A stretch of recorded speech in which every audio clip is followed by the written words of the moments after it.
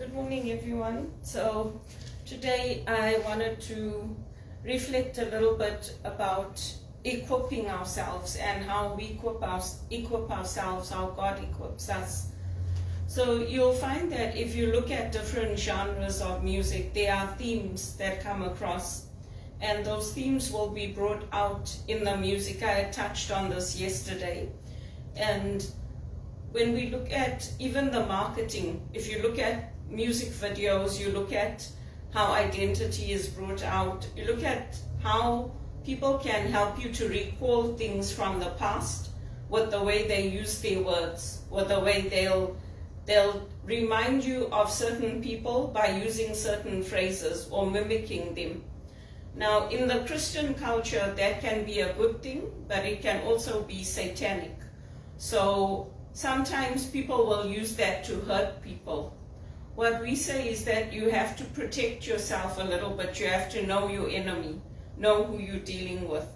And that way you can say, there she goes again, or there he goes again. So our enemies will always do that. They'll always say, there she goes again. You can have done nothing. You can just be going about your day, enjoying your life, and make a suggestion, and they'll attack you. So what I do, I keep my distance. I just stay away from people like that to the extent that I can. If I'm not able to, I just keep quiet. I don't say anything anymore because there's no point, because they dig their heels in and they're stubborn. And if you look at how the artists help to move us through music, they help to move your emotion through the music. When I play my music, I have a little, it's a little box that I got my Elvis coasters in, and I keep that on my piano on the side, so that when I play the music, I always know that I'm playing it for the Lord, and I'm reminded of the artist whose music I'm playing. Sometimes it is difficult for me because I remember whose music I'm playing. I'm not just playing some idiot's music. I'm playing Elvis Presley's music. So I even forget to breathe sometimes when I'm playing.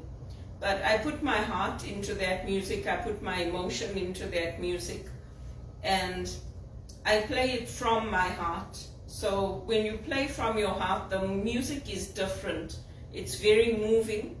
And it's your gift. It's your talent. When I was young, when I was growing up, my dad used to be a musician, so he was my inspiration because he used to play the drums, he used to sing, and he used to sing at house parties. We would have house parties that he would sing at, and that's what inspired me for my music. Oh, it was the drummers. I mean, I like Phil Collins, I like Larry Mullen Jr. I think Elvis, he did play the drums, but he did not play the drums on stage. He played the piano on stage. And when we were growing up, we didn't have drums available to learn, so I went into the piano. And it's very moving for me. I love to sit down and play. Sometimes I go weeks or months without playing, but when I sit down and play, I just play. Some of the songs are very hard of his to learn because they have a lot of flats in them, they have sharps, they have changes in the chords that are very quick. So it takes a lot of practice for me.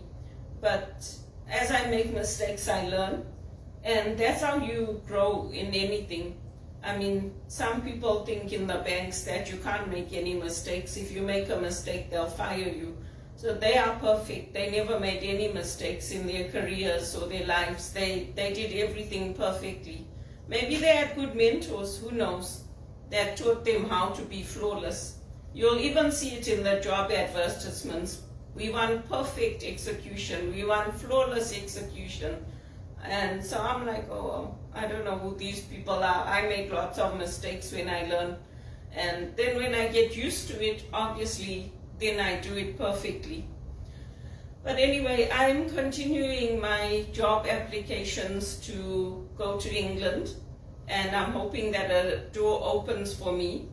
I do apply in Canada, but my dream is to go back to England.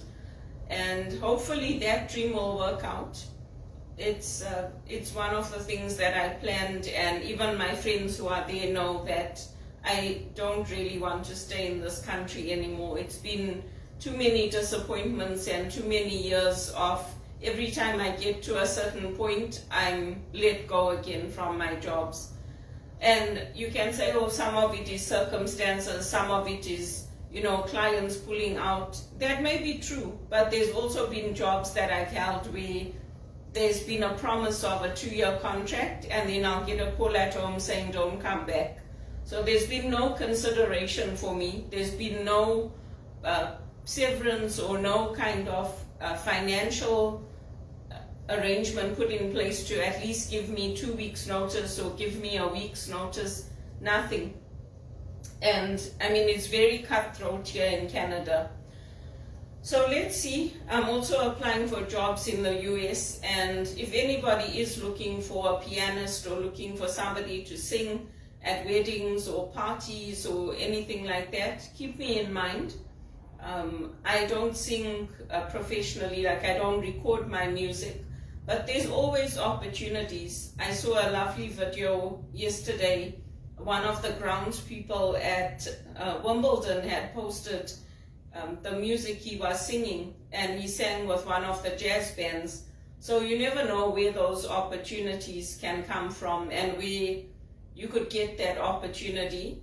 I do enjoy my tennis. I love Wimbledon, and one of the things I like about England is that they're not high and mighty. They're not like, oh, who has a master's degree and wants to become an executive assistant?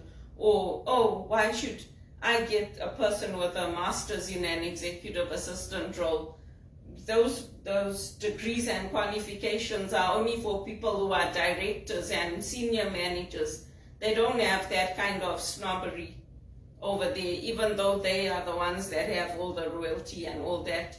Whereas here in Canada, they have that snobbery.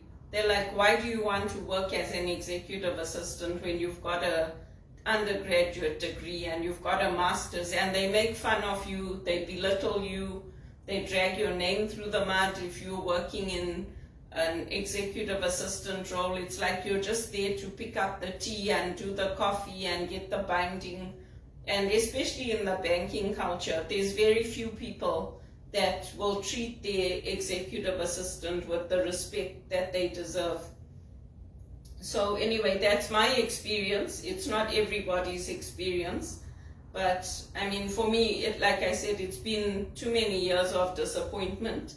And even the way they talk, like they won't say, let's all get together. They'll say, we are doing this. What are you doing? So it's very divisive. It's not a collective we that they have like in Europe or in some places like in Africa. The we is encompassing of everyone. It's always like, we are going to this, and what are you doing? We are having our Christmas celebration, you do your own thing. So it's very hurtful when you come from a culture that is very inclusive, that includes everybody, and you come to a culture where people are focused on their nuclear family, and then they tell you you don't know how to respect boundaries. Well, actually, it's not that we don't know how to respect boundaries. It's that we come from a different culture and we include people differently. That was one of the things that appealed to me when I had joined this one campaign and when I had joined Bono in moving this forward, is because he was not divisive. He was not like, oh, this is us and this is you. It was always about we and the greater we and equipping everybody together. So, I mean, for my life, to do everything I've done and to do everything right and to be a loving person, a good sister, a good aunt, a kind niece, to do all that and to be treated so despicably, to me it's inappropriate. So that's why I'm trying to focus on getting into a role where I can work with good people, where my skills can be respected, including my musical talents, and hopefully that will open up for me. And with the artists as well, I mean, I focused on Bono for a long time because that was my dream. But there are a lot of artists out there, so I'm staying open to where those possibilities could come from.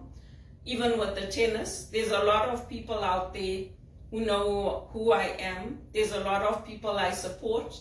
So who knows, maybe I'll get the opportunity like the groundsman did from Wimbledon to sing at Wimbledon or to sing somewhere else. And that's what I would like to do. I would like to have those kinds of opportunities. And God is good. God opens doors in places that we don't expect or we never heard of. God is a God of surprises. So that's what I focus on. And I always keep my Elvis at my center, because without that at my center, my heart is already broken. So it would completely shatter. And I keep that Elvis at my center because that's where the love is.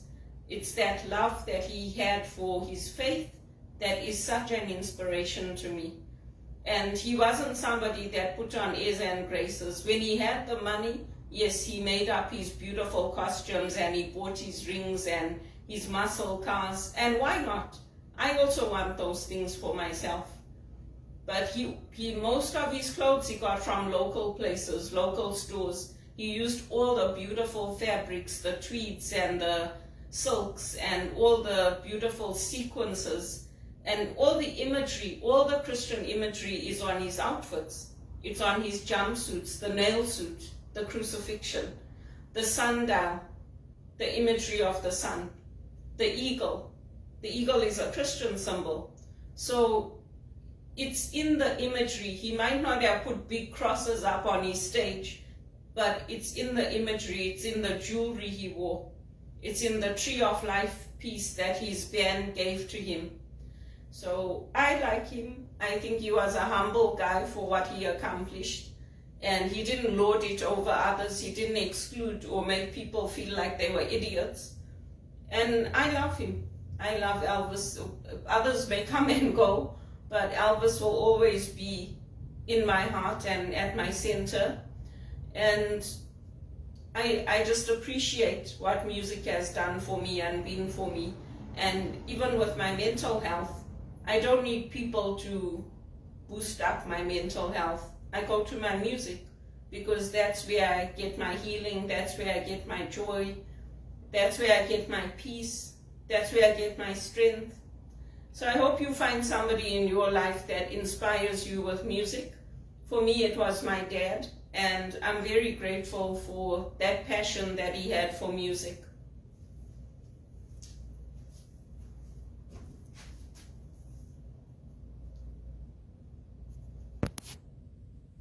You know why the connection slowed?